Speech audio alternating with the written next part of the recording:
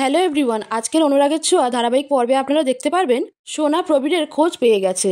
আর তাতেই রুডির মা রেগে গিয়ে সোনাকে জোরে থাপ্পড় মারে এবং সোনার ফোন কেড়ে নেয় যাতে ও ওর বাবা মার সাথে যোগাযোগ করতে না পারে।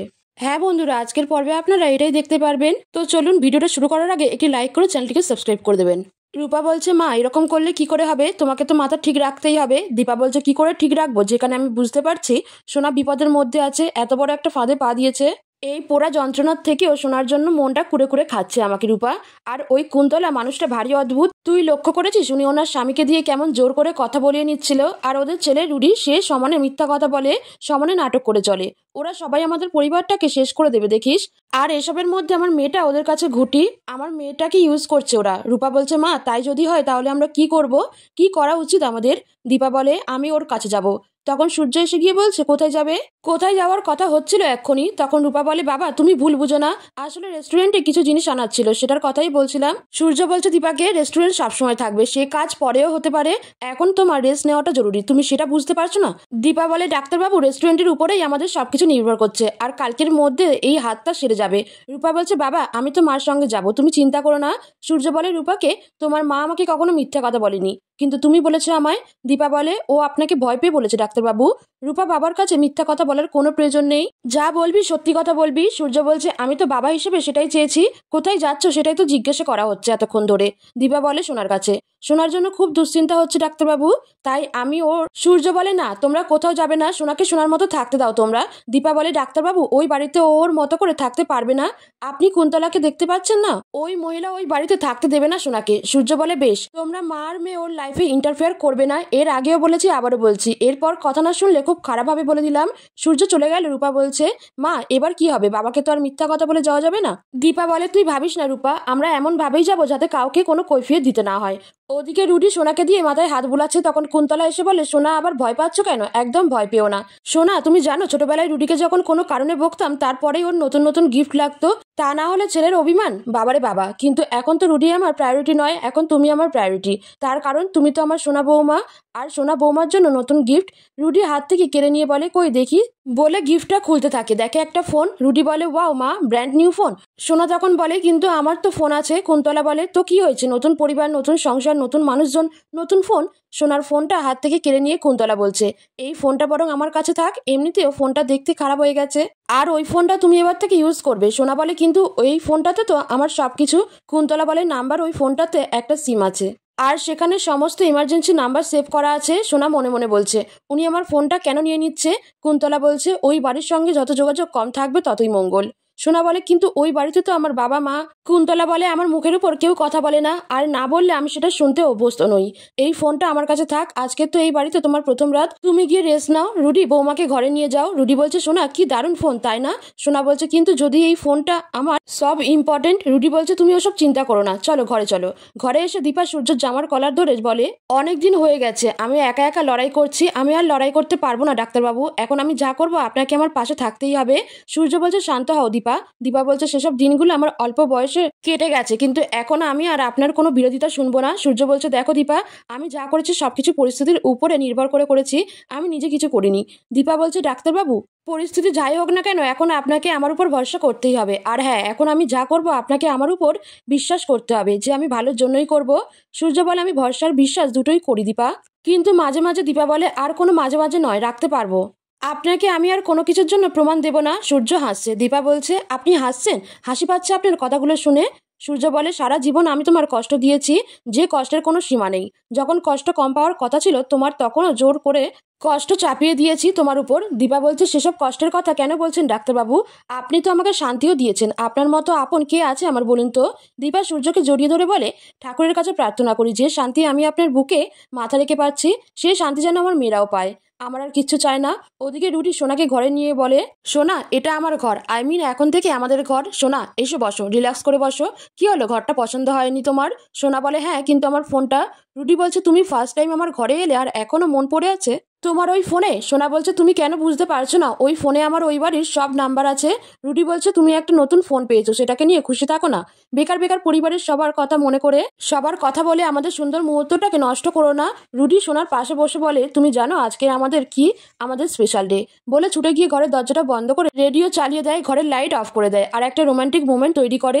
দীপা রাতে না ঘুমিয়ে উঠে বসে বলে সোনা ঠিক আছে তো, নতুন জায়গায় গেছে, নতুন মানুষের সঙ্গে ওকে আমি একটা ফোন করব না, একটুও শান্তি পাচ্ছি না, আমার খুব চিন্তা হচ্ছে, এত ভাবলে হবে না, ফোনটা করে ফেলি, না হলে দুশ্চিন্তা কমবে না। দীপা ফোন করে বলে সোনা কিছু মনে করিস না, নতুন জায়গায় গিয়েছিস তো তাই আর ফোনটা। কুন্তলা ফোনটা ধরে বলে আরে বাবা মেয়ে তো বড় হয়েছে, এইসব বললে হবে নাকি, মেয়েরা রাত্রিবেলা তার স্বামীর সঙ্গে সময় কাটাচ্ছে, এভাবে ফোন করলে হবে নাকি। দীপা বলছে আপনি? কুন্তলা বলছে একেবারে আপনি আমার গলা চিনে গেলেন, অবশ্য লোকে বলে আমাকে একবার দেখে বা একবার গলা শুনে থাকলে সারা জীবন মনে থাকে। দীপা বলে কিন্তু এটা তো সোনার ফোন। কুন্তলা বলে হ্যাঁ সোনার ফোন, কিন্তু এত রাতে ফোন নিয়ে কি করবে বলুন তো। দীপা বলে সোনা কোথায়?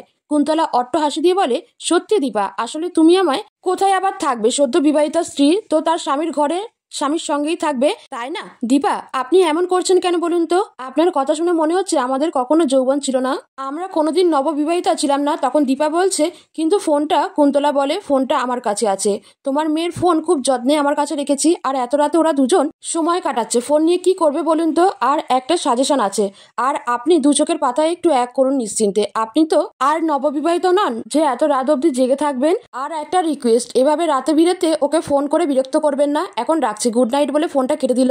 দীপা বলছে কি ব্যাপার, সোনার ফোন ওনার কাছে কেন, কেন নিয়েছেন আমার মেয়েটা, ঠিক আছে তো, ও কেমন আছে কি করছে আমাকে জানতেই হবে। পরের দিন সকালবেলা সোনা ঘুম থেকে উঠে দেখে রুডি ঘরে নেই। সোনা বলছে এ কি, রুডি কোথায় গেল, বাইরে এসে দেখে দুজন লোক গেল। সোনা বলছে ওরা যে বললো এখানে কেউ নেই, তাহলে কাল রাতে আমি ঠিকই দেখেছিলাম, কিন্তু এই কথাটা ওরা লুকিয়ে কেন গেল আমার থেকে, আমাকে জানতে হবে, ওখানে কেউ থাকে আমাকে জানতে হবে ওখানে কি আছে। বলে সোনা সিঁড়ি দিয়ে উপরে উঠলো। এদিকে দীপা আর রূপাকে নিয়ে গাড়ি করে চলে এসেছে। সোনাকে নিয়ে যেই বাড়িতে এসেছে রুডির পরিবার, রূপা বলছে মা আমার কিন্তু খুব ভয় করছে। দীপা বলছে রূপা তোর মুখে এসব কথা মানায় না। রূপা বলছে তোমারও কি ভয় করছে মা?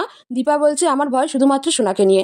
রূপা বলে আমারও তাই, কিন্তু দীপা বলে রূপা এসব ভাবলে চলবে না, আমাদেরকে ভিতরে যেতেই হবে, সোনার ফোন ওই মহিলা নিয়ে নিয়েছে, তুই ভাবতে পারছিস এটা কখনো হয়? রূপা বলছে ওই মহিলা কিন্তু অন্যরকম, আমি অনেক মানুষ দেখেছি কিন্তু ওনার মতো মানুষ দেখিনি।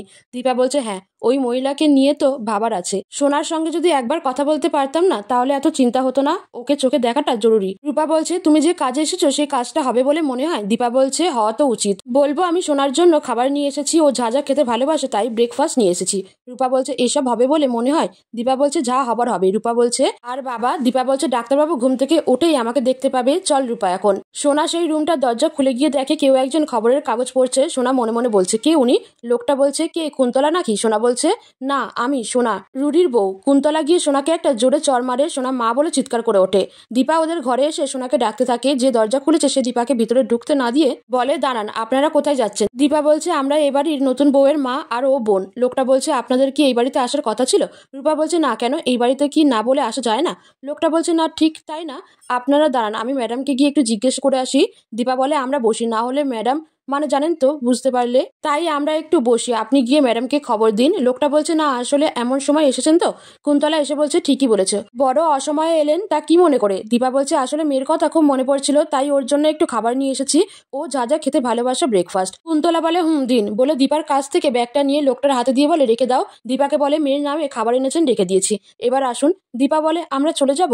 কুন্তলা বলছে কি বলি বলুন তো, আমার খুব খারাপ লাগছে, একটু যদি আগে থেকে জানিয়ে আসতেন তাহলে জল মিষ্টির ব্যবস্থা করে রাখতে পারতাম। আচ্ছা একটা কাজ করতে পারি, মিষ্টিগুলো আপনাদের বাড়িতে পাঠিয়ে দিতে পারি। দীপা মনে মনে বলছে এভাবে দরজা থেকে চলে যেতে বলছেন, আমাকে সোনার সাথে দেখা করতে দেবেন না? কুন্তলা বলছে কি বলি, আমার এখন একটু বেরোনোর ছিল। দীপা বলছে মেয়েটার মুখটা যদি একটু দেখতে পারতাম একটি বারের জন্য তাহলে খুব ভালো হতো। কুন্তলা বলছে এমা সে কি, এর মধ্যেই মেয়েটার মুখটা ভুলে গেলেন? আসলে কি বলুন তো, একটু খুলে বলি, আমাদের বাড়িতে বউয়ের বাপের বাড়ির লোকজন আসা যাওয়া সেরকম চল নেই, আসলে এরকম নিয়ম আমি বানাইনি, আমার স্বর্গত শ্বশুরমশাই বানিয়েছে, এই নিয়ম আমি অমান্য করতে পারবো না। দীপা বলে হ্যাঁ অবশ্যই মানবো, কিন্তু মেয়েটার মুখটা যদি একটিবার দেখতে পেতাম। তখন সোনা সামনে আসে। দীপা বলে সোনা, সোনা মনে মনে বলছে মা এসেছে, আমি কি মাকে সবটা খুলে বলে দেবো? না, মাকে বলে দিলে তো আমি সেই মা আর রূপার কাছে চলে যাব, এত বড় মুখ নিয়ে আমি ওই বাড়ি থেকে চলে এসেছি, আমি হাঁটতে পারি না, আমাকে জানতে হবে যে উনি আমাকে মারলেন কেন, কে থাকে ওই ঘরে। কুন্তলা বলছে এসে যখন পড়েছেন তাহলে মায়ের সঙ্গে একটু দেখা করো, আর তোমার মা তো তোমার জন্য খাবার দাবার বানিয়ে এনেছে।